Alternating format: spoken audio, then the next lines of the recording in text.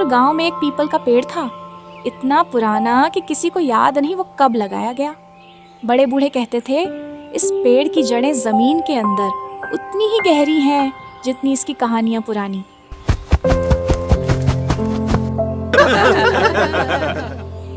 मैं जीता, मैं सबसे पहले पहुंचा। रोज यही बोलता है ये। चलो अब खेल शुरू करते हैं, साथी बुलाने वाला खेल। सब बच्चे गोल घेरा बनाकर खड़े होते हैं। ये खेल हमेशा अजीब लगता है मुझे कि हम किसी अनजान को क्यों बुलाते हैं। अरे डरपोक मत बन, ये तो बस एक खेल है, हर गांव के बच्चे खेलते हैं ऐसा। मोहन, ज्यादा देर मत करना बाहर, अंधेरा होने वाला है। आ रहा हूँ दादी। बच्चे एक साथ खड़े होकर मंत्र बोलना शुरू करते हैं। साथी आजा, साथी आजा, हम संग खेलेंगे तेरे साथ। साथी आजा, साथी आजा, हम संग खेलेंगे तेरे साथ। साथी आजा, साथी आजा, हम संग खेलेंगे तेरे साथ। अगली शाम वही जगह बच्चे फिर इकट्ठा होते हैं। इस बार एक नया बच्चा होता है उनके बीच। अरे ये कौन है? पहले तो नहीं देखा इसे कभी। तू कौन है? किसका बेटा है? मैं साथी हूँ, तुम लोगों ने मुझे बुलाया था। अच्छा, नाटक अच्छा करता है। चल खेल शुरू करते हैं। खेल शुरू होता है।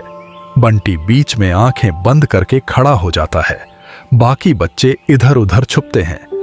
बंटी अचानक बिना डगमगाए सीधा कालिया की तरफ चल पड़ता है, जैसे उसे पता हो कि कालिया कहाँ छुपा है। फिर बंटी कालिया को ढूंढ लेता है। बाकी बच्चे तालियां बजाते हैं। रात होती है। मोहन और गुड़िया घर की तरफ भागते हुए आते हैं। दोनों घर पहुंचते हैं। दादी घर के बाहर बैठी होती है। गुड़िया, कालिया का चेहरा देखा तुमने? वो जैसे कहीं और था। मुझे भी अजीब लगा भैया, वो लड़का, उसके पैरों के निशान भी नहीं बने जमीन पर। आज इतने डरे हुए क्यों लग रहे हो दोनों? दादी, आज खेल में एक नया लड़का आया, नाम भी नहीं बताया ठीक से, बस बोला मैं साथी हूँ। दादी उठकर खड़ी हो जाती है। क्या बोला उसने?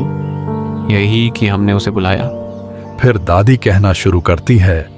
जब मैं छोटी थी, इसी गांव में एक बच्चा था, नाम था बंटी। उसके माँ बाप नहीं थे, कोई उसकी परवाह नहीं करता था।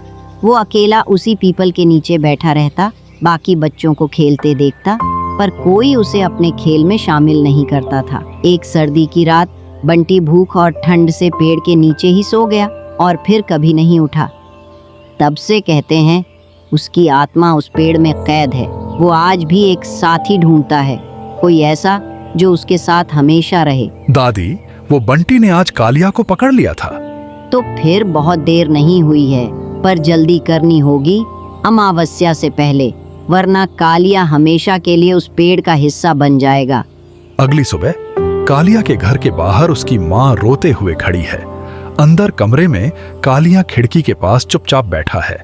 क्या हो गया है मेरे बेटे को? ना खाता है, ना बोलता है भी, बस पीपल की तरफ देखता रहता है। कालिया, मुझे पहचानता है? साथी, मुझे साथी चाहिए, वो अकेला है। कालिया धीरे से मोहन की तरफ मुड़ता है।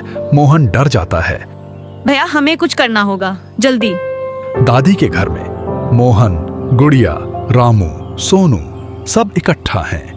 बंटी को गुस्से से या डर से नहीं हराया जा सकता। उसे सिर्फ एक चीज चाहिए थी जो उसे कभी नहीं मिली, अपनापन।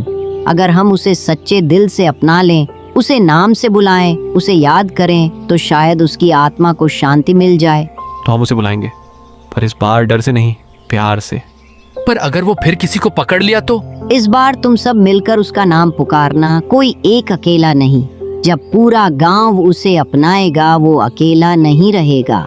रात पूरा गांव पीपल के पेड़ के इर्द गिर्द इकट्ठा है। बच्चे, बड़े, सरपंच जी, दादी। बंटी, हम तुम्हें जानते हैं, हमें माफ करना कि इतने सालों तक किसी ने तुम्हें याद नहीं किया।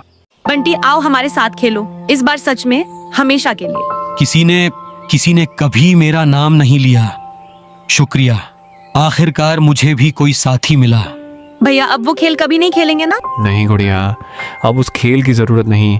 बंटी को उसका असली साथी मिल गया, पूरा गांव। सुल्तानपुर में आज भी वो पीपल का पेड़ खड़ा है, पर अब वहाँ कोई डर नहीं, कोई अकेलापन नहीं। बस एक याद है, एक बच्चे की, जिसे सिर्फ अपनेपन की तलाश थी।